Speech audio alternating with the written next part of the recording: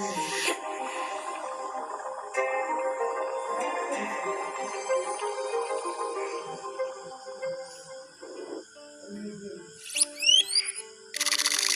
want you to imagine a wall of a house. Now, what do I need to construct this wall? You're obviously going to tell me that you need bricks. And to build a wall, you would have to take a bunch of these bricks, start arranging them in an orderly manner, layer by layer, and finally, you have a huge wall. Let's look at what happens in living organisms. And it's pretty much the same story. Living organisms that you see around you are comprised of tiny building blocks. And these blocks are arranged in an orderly manner, layer by layer by layer, just like the bricks in the wall that we saw. But these building blocks get a special name. Yes, they are called cells. Now, cells form the basis of all life on Earth, right from microorganisms to plants to animals to even human beings. They're all made up of cells.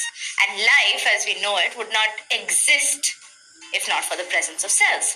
So, what exactly is this cell? And yes, I know you heard it 100 times over. A cell can be defined as the structural and the functional unit of life. But today, it's time to break that definition down and understand it part by part. Structural, functional. What do we mean by these terms?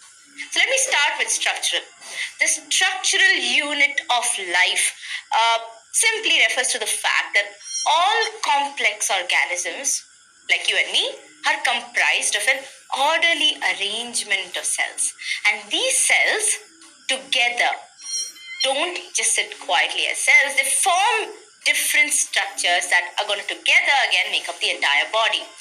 For example, many cardiac muscle cells come together, they form cardiac tissue. Cardiac tissue comes together, makes up the heart.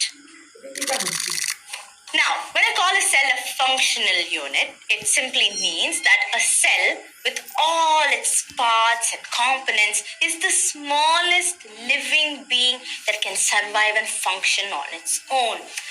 In other simple words, it means that the smallest living organism is actually a single-celled organism, also called a unicellular organism. Let me take an amoeba, for example. Amoeba, mind you, is not the smallest living organism. I will tell you who that is pretty soon. But amoeba serves my purpose right now as a good example because it's a unicellular organism. And this single cellular organism performs all functions of life on its own. It consumes food, it digests the food, then it utilizes the food for its energy, and finally eats the undigested food out of the body. Now, none of the individual components of the amoeba, like the membrane which covers the amoeba, or even the proteins present inside the cell, can actually function on their own. They all need to come together into a cell as a whole. And this cell as a whole can be considered as the functional unit of life. Okay, so I did speak about the smallest living cell. I told you it's not an amoeba. And I told you also that even though an amoeba is unicellular, there is something smaller than that hanging around here. So do you know what that is? Well, the smallest known cell is actually a parasitic bacteria called mycoplasma, which is really tiny, about 200 to 300 nanometers in width. Like, I can't even show it. Really, really, really tiny. You need a powerful microscope to see it. And the curious ones among you may actually think, hey, aren't viruses tinier than that? Well, you're right. Viruses are tinier than that, sometimes being even 20 nanometers small.